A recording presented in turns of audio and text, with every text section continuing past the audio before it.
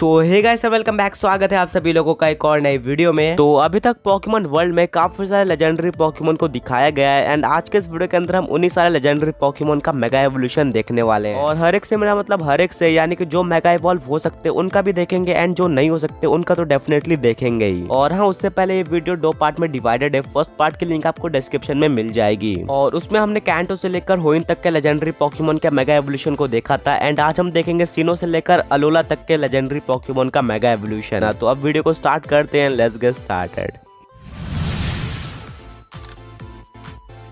तो स्टार्ट करते सीनो रीजन के साथ। सीनो में सबसे पहले आते क्रिएशन ट्रियो, यानी कि डियालगा, पाल्किया और गिराटीना। तो इन तीनों ही पोकेमॉन की डिजाइन ऑलरेडी बहुत ज्यादा अच्छी थी एंड इनको अगर मेगा एवोल्यूशन मिलता तो इनकी डिजाइन और ज्यादा अच्छी हो सकती थी। तो सबसे पहले स्टार्ट करते डियालगा के साथ। तो अगर डियालगा के पास कोई मेगा एवोल्यूशन होता तो वो कुछ इस तरह का दिख सकता था। ये फैन आर्ट सच में बहुत ज्यादा कमाल का था एंड मुझे इससे अच्छा फैन आर्ट नहीं मिला। और इसमें अगर आप ध्यान से देखोगे तो आगे तो डियालगा के पास एक डायमंड है बट पीछे भी एक काफी बड़ा डायमंड आ चुका है। और इसकी डिजाइन को देखते हुए मुझे नहीं लगता कि मेगा इवॉल्व होने के बाद इसकी टाइपिंग चेंज होगी। मेरे ओपिनियन में इसकी टाइपिंग ड्रैगन और स्टील टाइप ही होगी मेगा इवॉल्व होने के बाद भी। और अब जो क्रिएशन ट्रियो का नेक्स्ट मेंबर है वो है पाल्किया। पाल्किया की यार मुझे 2 डिजाइन देखने को मिली थी। सबसे पहले ये थी, तो ये डिजाइन तो यार सच में बहुत ज्यादा कमाल की थी एंड फैन आर्ट के हिसाब से बहुत ज्यादा कमाल की डिजाइन थी। बट मुझे इसके बाद एक और इससे भी अच्छी डिजाइन देखने को मिली और वो डिजाइन ये थी एंड पर्सनली ये मेरा अब तक का सबसे फेवरेट फैन आर्ट था इस पूरे वीडियो में। तो जैसे डियालगा के पास डायमंड्स आ गए थे वैसे यहाँ पे पाल्किया के पास पर्ल्स आ गए काफी सारे। और मैं तो यही चाहता हूँ कि आगे जाके अगर पाल्किया को कोई मेगा एवोल्यूशन मिलता भी है तो वो कुछ इसी तरह का हो। तो अब बात करते हैं क्रिएशन ट्रियो के लास्ट मेंबर की एंड वो है गिराटीना। तो गिराटीना के पास कोई मेगा एवोल्यूशन तो नहीं है बट पूरे क्रिएशन ट्रियो में ये एक लौता मेंबर है जिसके पास अलग से फॉर्म्स है और वो फॉर्म है गिराटीना का ओरिजिन फॉर्म। बट स्टिल दोनों ही फॉर्म्स में इसकी पावर सेम रहती है। तो हाँ यार, इसको भी एक मेगा एवोल्यूशन मिलना चाहिए था। एंड वैसे तो मुझे इसके उतने ज्यादा फैन आर्ट देखने को नहीं मिले बट जो मुझे बेस्ट देखने को मिला था वो था ये। अब इसके अंदर यार गिराटीना का पूरा कलर ही बदल दिया गया एंड ये सच में बहुत ज्यादा बैडएस लग रहा है। और साथ में इस फैन आर्ट में थोड़ा स्टील टाइप वाली वाइब भी दे रहा है। और हाँ, इसमें इसकी पूरी बॉडी भी रिवील्ड नहीं है, इसको आधा ही दिखाया गया है। अब नेक्स्ट आते हैं लेग गार्डियंस, जो कि है यूक्सी, मेस्प्रिट और एजेल्फ। और अगर इन तीनों ही पोकेमॉन्स के पास कोई मेगा एवोल्यूशन होता तो कुछ इस तरह का दिख सकता था। और इस फैन आर्ट में मेस्प्रिट की डिजाइन सबसे ज्यादा अच्छी लग रही है एंड वहीं पे यूक्सी और एजेल्फ की डिसेंट सी है। और नॉर्मली ये तीनों ही पोकेमॉन प्योर साइकिक टाइप के पोकेमॉन होते हैं तो हो सकता है कि मेगा इवॉल्व होने के बाद इनको कोई सेकेंडरी टाइपिंग मिले, जैसे कि स्टील टाइप या फिर कोई और टाइपिंग। तो अब इन तीनों के बाद सीनो का जो नेक्स्ट लेजेंडरी पोकेमॉन है वो है रेजिगिगैस। तो अगर इसके पास कोई मेगा एवोल्यूशन होता तो वो कुछ इस तरह का दिख सकता था। इसमें जाने के बाद यार रेजिगिगैस की टाइपिंग वही रहती, यानी कि नॉर्मल टाइप का ही रहता। बट आई थिंक अगर फ्यूचर में कभी इसको मेगा एवोल्यूशन मिलता है तो इसकी टाइपिंग चेंज होनी चाहिए एंड इसको कुछ नया टैक्स भी मिलने चाहिए। अब सीनो का जो next and last legendary Pokemon है वो है क्रेसेलिया। अब क्रेसेलिया डार्कराय का काउंटर पार्ट है बट डार्कराय को मिथिकल बनाया गया है, वहीं पे क्रेसेलिया को लेजेंडरी बनाया गया है। और इस वीडियो में हम मिथिकल के बारे में नहीं बात कर रहे, अगर आपको चाहिए तो मैं उनके ऊपर भी वीडियो बना सकता हूँ। वेल, अगर क्रेसेलिया के पास कोई मेगा एवोल्यूशन होता तो वो कुछ इस तरह का दिख सकता था। अब इसके लिए मुझे 2 डिजाइन देखने को मिले। दोनों ही डिजाइन अपने अपने जगह पे काफी ज्यादा औसम थे। एक काफी सिंपल था और एक काफी ज्यादा कॉम्प्लेक्स था। और मुझे तो लेफ्ट वाले डिजाइन ज्यादा पसंद आई। आप लोगों को कौन सी पसंद आई कमेंट्स में जरूर बताना।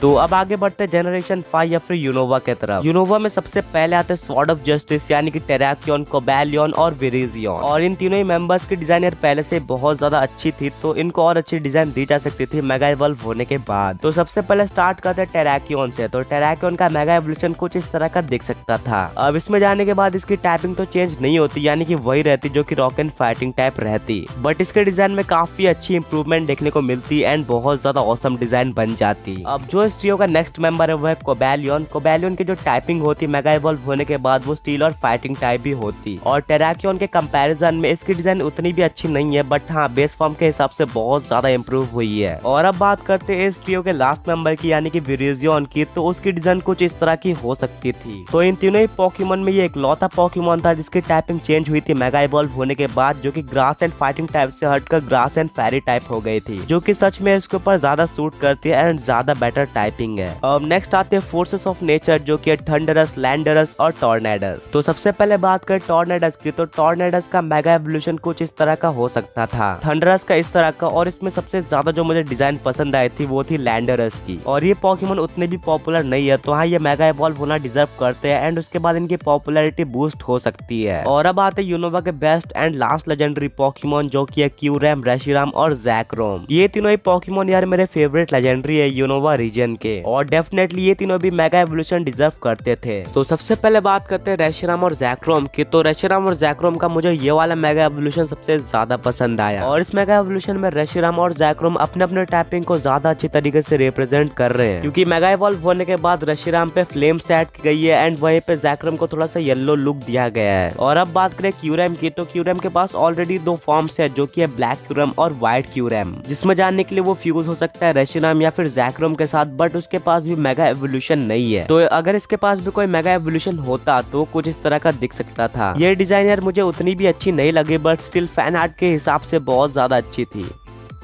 तो अब आगे बढ़ते कैलोस या फिर जेन 6 की तरफ। तो जेन 6 में सिर्फ और सिर्फ 3 ही लेजेंडरी पॉकीमोन थे, और वो तीनों पॉकीमोन थे जर्नियस, येवेल्टल और ज़ायगार्ड। और इवन यार मेगा एवोल्यूशन को जनरेशन 6 यानी कि कैलोस में इंट्रोड्यूस करवाया गया था, बट फिर भी इनको एक भी मेगा एवोल्यूशन नहीं मिला, जो कि एक डिसअपॉइंटमेंट की बात है। बट फिर भी स्टार्ट करते हैं जर्नियस के साथ। तो जर्नियस मेगा इवॉल्व होने के बाद कुछ इस तरह का दिख सकता है, जो कि इसको और ज्यादा फेरी टाइप वाली लुक दे देता है। और इसमें जाने के बाद इसकी डिजाइन तो चेंज होती है, साथ में इसके पास फेरी टाइपिंग के साथ ही साथ वाटर टाइपिंग भी आ जाती है। और अब जो ऑरा ट्रियो का नेक्स्ट मेंबर है वो है येवेल्टल। येवेल्टल की डिजाइन कुछ इस तरह की हो सकती थी मेगा इवॉल्व होने के बाद, और मेगा इवॉल्व होने के बाद इसकी टाइपिंग भी चेंज हो जाती है, क्योंकि वो नॉर्मली डार्क और फ्लाइंग टाइप का होता है, बट मेगा इवॉल्व होने के बाद वो डार्क और ड्रैगन टाइप का बन जाएगा, जो कि डेफिनेटली इससे ज्यादा अच्छी टाइपिंग है। एंड हाँ यार ये बहुत अच्छी डिजाइन थी। अब जो ऑरा ट्रियो का next and the last member है वो है ज़ायगार्ड। ज़ायगार्ड के लिए मुझे उतनी अच्छी डिजाइन देखने को नहीं मिली, क्योंकि यार बाकी पॉकीमॉन्स की तरह इसके पास भी काफी सारे फॉर्म्स होते हैं, पर जो मुझे बेस्ट डिजाइन देखने को मिली थी वो थी ये। अब ज़ायगार्ड के 100% फॉर्म और इसमें ज्यादा डिफरेंस नहीं है, बट फिर भी यार इससे अच्छी डिजाइन मुझे देखने को नहीं मिली थी।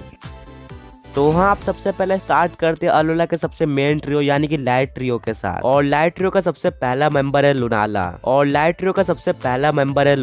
तो लुनाला के पास अगर कोई मेगा एवोल्यूशन होता तो वो कुछ इस तरह का दिख सकता था। अब यार ये डिजाइन फैन आर्ट के हिसाब से बहुत ज्यादा अच्छी थी, एंड ये मुझे बेस्ट डिजाइन लगी सारे फैन आर्ट्स में। और हाँ लुनाला की मुझे एक और डिजाइन देखने को मिली थी जो कि ये थी, एंड ये उससे भी ज्यादा अच्छी थी। और अब लाइट ट्रियो का नेक्स्ट मेंबर है सोलगैलियो। तो सोलगैलियो के पास अगर कोई मेगा एवोल्यूशन होता तो कुछ इस तरह का दिख सकता था। अब इसमें जाने के बाद इसके डिजाइन को और ज्यादा कॉम्प्लेक्स बनाया गया एंड सच में बहुत ज्यादा कमाल का लग रहा है। और अगर आप लोगों ने ध्यान दिया होगा तो जो इसके सर पे फर होता है उसमें एक फ्लेम का फर भी है। अब जो लाइट ट्रियो का नेक्स्ट एंड लास्ट मेंबर है वो है नेक्रोजमा। तो अगर नेक्रोजमा के पास कोई मेगा एवोल्यूशन होता तो कुछ इस तरह का दिख सकता था। तो नेक्रोजमा के यार मुझे उतने फैन आर्ट देखने को नहीं मिले थे, बट जो बेस्ट था वो ये था। इसमें नेक्रोजमा के पास 4 हाथ हो जाते हैं एंड ये यार सच में बहुत ज्यादा अच्छा दिख रहा है। और अब आते हैं अलोला रीजन के गार्डियन डाइटिस यानी कि टापू कोको, टापू लेले, टापू बुलू और टापू फीनी। तो अगर ये पॉकीमोन मेगा इवॉल्व होने के केपेबल होते तो इनका मेगा एवोल्यूशन कुछ इस तरह का दिख सकता था। इन चारों में मेरा फेवरेट टापू कोको है एंड मुझे उसी का मेगा एवोल्यूशन सबसे ज्यादा पसंद आया इन चारों में से। और बाकी बचे चारों पॉकीमोन की डिजाइन डिसेंट सी थी एंड मुझे नहीं लगता कि मेगा इवॉल्व होने के बाद इनकी टाइपिंग चेंज होगी। अब आता है अलोला और वीडियो का लास्ट लेजेंडरी पॉकीमोन जो कि है सिल्वली। तो सिल्वली मेगा इवॉल्व होने के बाद कुछ इस तरह का दिख सकता था अगर उसको फ्यूचर में कोई मेगा एवोल्यूशन मिलता है। इसकी टाइपिंग नॉर्मल और फ्लाइंग टाइप है, यानी कि ये फ्लाइंग टाइप भी हो चुका है मेगा इवॉल्व होने के बाद, क्योंकि इसके पास विंग्स भी आ चुके हैं एंड ये सच में काफी ज्यादा कूल लग रहा है।